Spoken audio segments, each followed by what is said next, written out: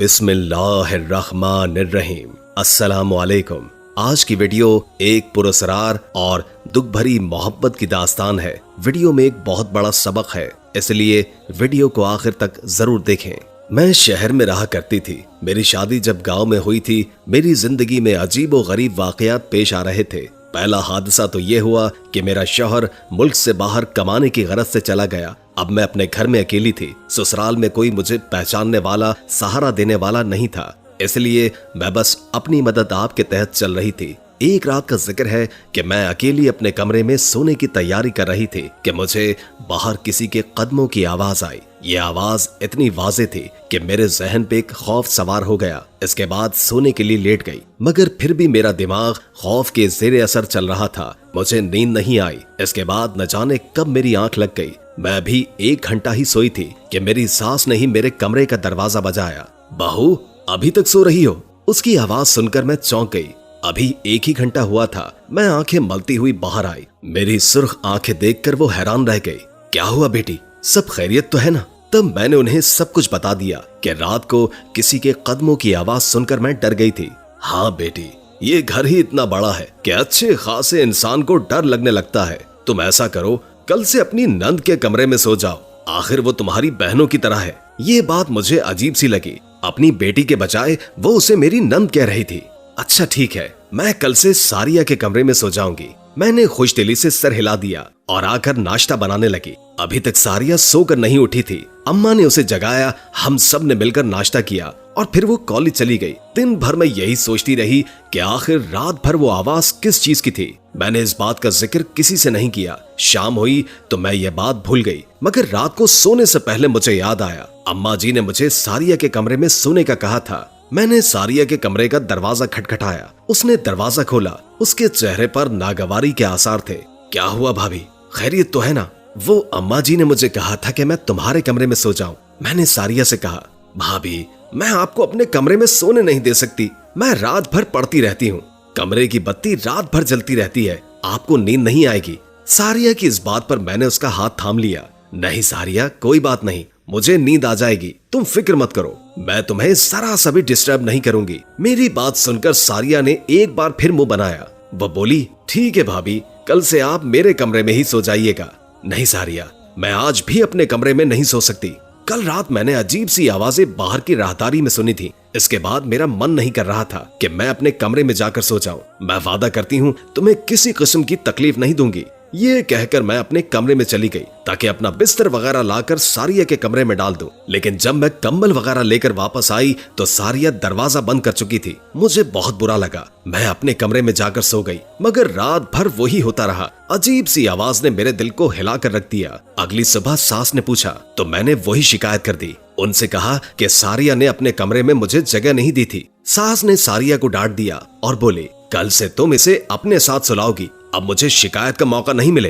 रात को मैंने सारिया के कमरे में अपनी जगह बना ली और कंबल तान कर सो गई। रात का न जाने कौन सा पल था कि सारिया को प्यास लगी। उसने मुझे हिलाकर जगाया और बोली, भाभी मुझे प्यास लग रही है, मेरे लिए जाकर पानी का गिलास ले आए, बहुत प्यास लग रही है, तबीयत में घुटन सी महसूस हो रही है। सारिया की बात सुनकर मैं फौरन घबरा गई। क्या हुआ सारिया, तुमने रात को क्या खाया था? भाभी मैं डॉक्टर हूँ, आप जाइए ना प्लीज, मेरे लिए पानी लेकर आइए। सारिया ने यह कहा तो मैं शर्मिंदा होकर उठ खड़ी हुई तो मैंने देखा कि सारिया मुझे गुस्से भरी नजरों से घूर रही थी।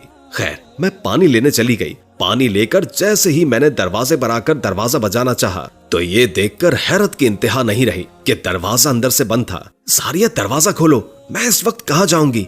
मैंने हल्की सी आवाज दी। घर में ज्यादा शोर नहीं करना चाहती थी, इसलिए खामोशी से हल्की हल्की दस्तक दे रही थी, मगर सारिया ने दरवाजा नहीं खोला। मेरी तो जैसे खौफ के मारे जान ही निकल गई थी। रात के अंधेरे में घर भी इतना खुला था कि एक कमरे से दूसरे कमरे में जाते हुए डर लगता था, मगर क्या करती। पूरे 10 मिनट सारिया के कमरे के बाहर खड़ी रही, मगर उसने जवाब नहीं दिया। मजबूरी में डरते डरते अपने कमरे की तरफ बढ़ी। मुझे लग रहा था जैसे कोई मेरे कमरे में पहले से ही मौजूद हो। मैंने बाहर की राहदारी में रोशनी जलाई, अच्छी तरह से अपने कमरे में देखकर अंदर गई और फिर दरवाजे को कुंडी लगा ली। काफी देर यूं ही गुजर गई। रात का ना जाने कौन सा पहर था। शोर से मेरी आंख खुल गई। बिल्कुल वैसा ही शोर मुझे महसूस हुआ तो घबराहट सर पर तारी हो गई। डर के मारे मैं अपने बिस्तर में ही रही। काफी देर गुजर गई और शोर आना भी बंद हो गया था। मैं वापस सोने के लिए लेट गई। सुबह को जब मेरी आंख खुली तो मैंने तहिया कर लिया कि सारिया की इस चालाकी में नहीं आऊंगी। मुझे अपने कमरे में सोने क्यों नहीं देती। मैंने ना सास से गिला किया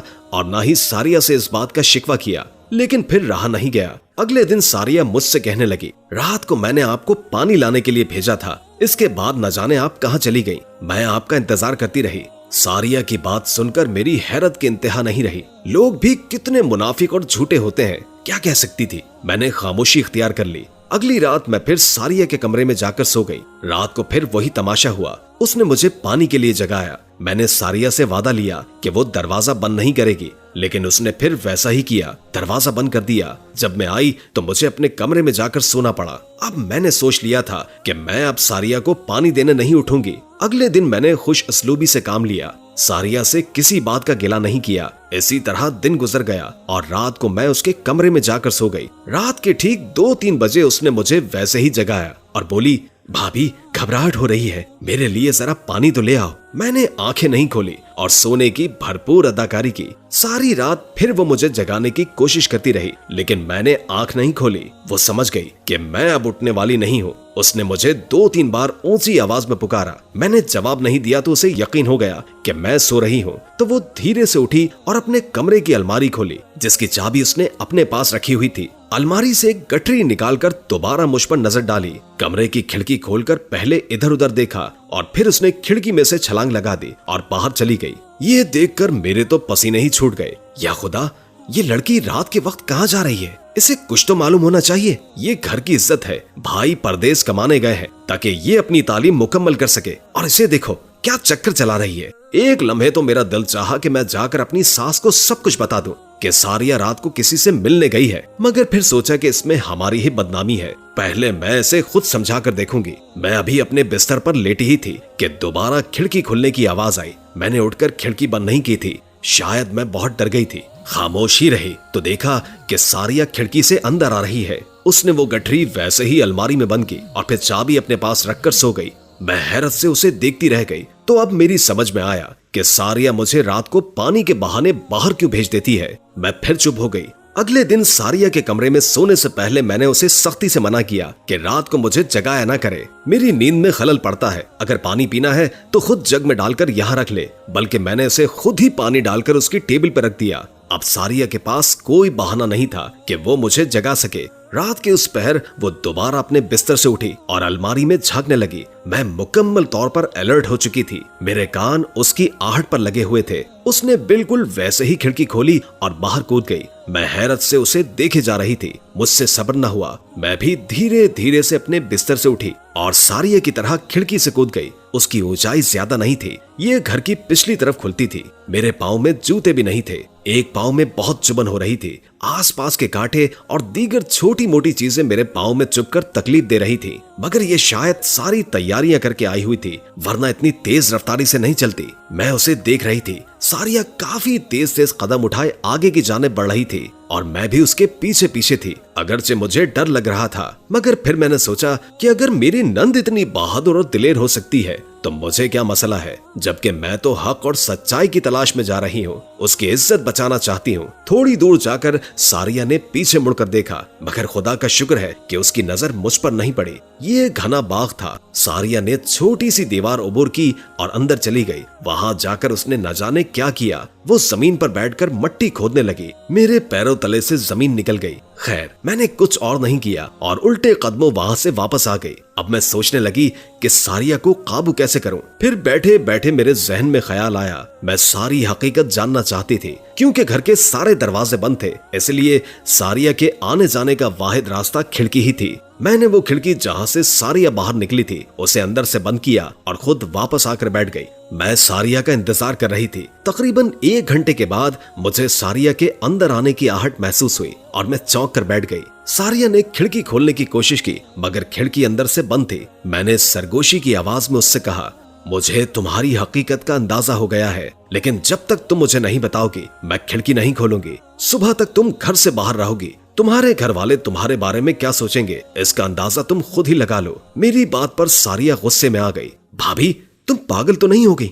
जल्दी से दरवाजा खोलो, मुझे अंदर आना है, सर्दी लग रही है। सारिया की जल्दबाजी बता रही थी कि वो भी खौफजदा है, मगर मैंने साफ इनकार कर दिया कि मैं खिड़की नहीं खोलूंगी जब तक तुम मुझे सारी बात नहीं बता देती। भाभी तुम एक बार खिड़की तो खोलो, अंदर आकर सारी बात तुम्हें बताती हूँ। वो मेरी मिन्नतें करने लगी। फिर मैंने उससे कसम ली कि वो मुझे सारी बात सच सच बताएगी। तब मैंने खिड़की खोल दी और वो खिड़की से अंदर दाखिल हुई और मुझे गुस्से से देखने लगी। खुदा का खौफ करो, मुझ पर शक करोगी? मैं 5 वक्त की नमाज पढ़ती हूँ, मुझे अपने भाइयों की कमाई का एहसास है, मैं कोई गलत काम नहीं करने गई थी। ये कहते हुए सारिया अलमारी की तरफ बढ़ी, गठरी अलमारी में रखने लगी। मैंने वो उसके हाथ से पकड़ लिया और कहने लगी कि मुझे सारी बात बताओ, जैसे कि तुमने वादा किया था, वरना मैं अम्मा जान को सब कुछ बता दूंगी। मेरी धमकी पर उसने कहा, अच्छा बैठो, मैं तुम्हें बताती हूँ कि गठरी में क्या है। ये कहानी उस वक्त की है जब कॉलेज में मेरा पहला साल था। पहले ही दिन लड़कों ने मुझे तंग करने की कोशिश की। आप तो जानती ही हैं कि मैं बात बात पर डर जाती हूँ। शायद मेरी यही मासूमियत एक वडेरे के बेटे को पसंद आ गई। बस फिर क्या था, वो मेरे पीछे ही पड़ गया। मैंने उससे जान छुड़ाने की बहुत कोशिश की, मगर जहाँ जहाँ मैं जाती वो मुझे पहले ही वहाँ खड़ा मिलता। कुछ दिनों के बाद मुझे एहसास हुआ कि जैसे वो शिकारी है और मैं उसकी शिकार हूँ। अब मैं जितनी भी कोशिश कर लेती उससे बचकर नहीं जाना। एक दिन मैंने उसकी मिन्नत की कि खुदा के लिए मेरा पीछा छोड़ दो, मेरे भाई परदेश में है, वो मेरे लिए पैसे कमाते हैं, मेरी फीस देते हैं, मुझे अच्छा नहीं लगता कि कॉलेज आकर ऐसी बात करूं। वो मेरी बात पर खूब हंसा और कहने लगा, मैं तुम्हारी जान छोड़ दूंगा, लेकिन इससे पहले तुम्हें मुझसे एक मुलाकात करनी पड़ेगी ताकि अपनी मोहब्बत का इजहार कर सकूं। फिक्र न करो, मैं किसी अकेली तन्हा जगह पर तुम्हें कुछ नहीं बोलूंगा। तुम एक बड़े होटल में आ जाना जहां सब लोग खाना खाते हैं और मैं तुम्हें अपने दिल का हाल बता दूंगा। अगर मैं तुम्हें माकूल आदमी ना लगा तो तुम मुझे छोड़ देना, मैं तुम्हें कुछ भी नहीं कहूंगा। मुझे उसकी ये तजवीज पसंद आ गई और सोचा शायद एक बार मुझसे मिलने का ख्वाहिशमंद हो। मुकर्ररा दिन मैं उसी होटल में चली गई जहां उसने मुझे बुलाया था। मैं इसलिए बेफिक्र थी क्योंकि वहां पहले भी जा चुकी थी। अक्सर यहाँ पर 200-300 लोग बैठे होते हैं, इसलिए डरने वाली कोई बात नहीं थी। हमने होटल के दूसरे फ्लोर पर मिलना था जहाँ पर तकरीबन 300-400 कुर्सी और मेज लगे होते थे। वक्त पर मैं मुनीब के साथ वहाँ पहुँच गई। मैंने कहा कि हम नीचे बैठकर बात कर लेते हैं। वो कहने लगा, वहाँ फिर बहुत ज्यादा लोग होंगे, हम आराम से बात नहीं कर सकेंगे। यहाँ तो 2-4 ही लड़के बैठे हैं, अच्छा नहीं लगता कि मैं अपनी इज्जत को बाजार में रुस्वा करूं। उसकी ये फिल्मी लाइन मुझे बड़ी पसंद आई। ऊपर जाकर मैंने जब देखा तो पूरा हॉल खाली था, एक भी आदमी वहाँ मौजूद नहीं था और दरवाजे पर भी कोई नहीं था। मैंने उससे कहा, ये तुम मुझे कहाँ ले आए हो? यहाँ तो कोई भी नहीं है, क्या तुमने ये हॉल बुक करवाया है? मुनीब ने हाँ में सर हिलाया और एक शैतानी मुस्कुराहट उसके चेहरे पर आ गई। तो तुम मुझे यहाँ इसलिए लाए हो? मैंने गुस्से और नफरत से देखा। उसने मुझे आगे बढ़कर रुस्वा करने की कोशिश की।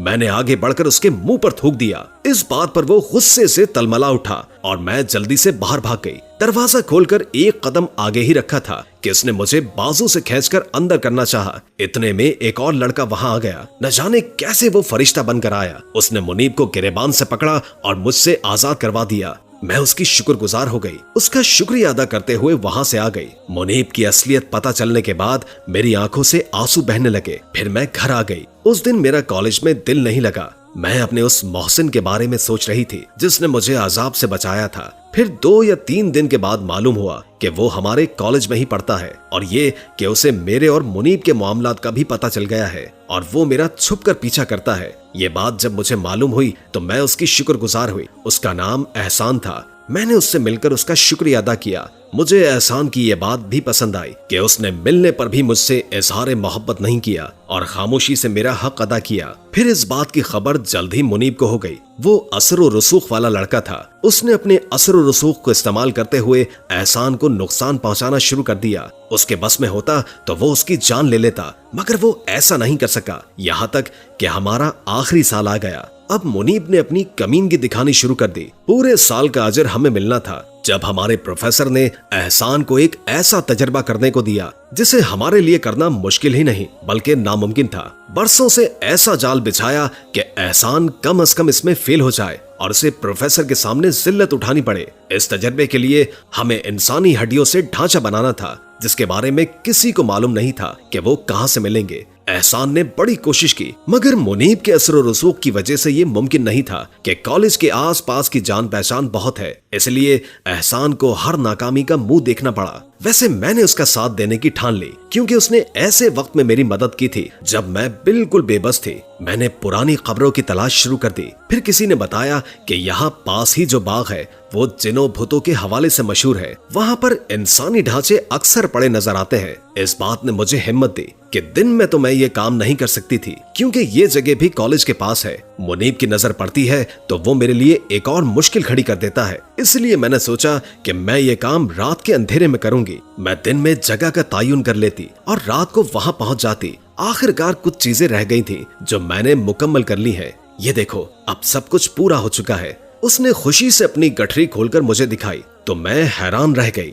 मैंने उसे सोने का कह दिया और खुद अपने बिस्तर पर लेट गई। मैंने उससे वादा किया था कि ये बात किसी को नहीं बताऊंगी। मेरी नंद की पढ़ाई मुकम्मल होने के बाद मैंने अपनी कोशिश के साथ उसकी शादी एहसान से करवा दी, क्योंकि ये बात सच है कि जो लोग एक दूसरे से सच्ची मोहब्बत करते हो उनके दरमियान नहीं आना चाहिए। उम्मीद है कि आज की वीडियो आपको अच्छी लगी होगी। अगर वीडियो अच्छी लगी हो तो लाइक करके हमारे चैनल को सब्सक्राइब कर दें और बेल आइकॉन को क्लिक कर दें, ताकि हमारी नई आने वाली वीडियोस का आपको पता चलता रहे। हमने पूरी कोशिश की जितना इल्म हम आप तक पहुंचा सके हम पहुंचा दें। अगर जिंदगी रही तो एक और वीडियो के साथ इंशाअल्लाह हाजिर होंगे। अभी हमें इजाजत दीजिए। अल्लाह हाफिज।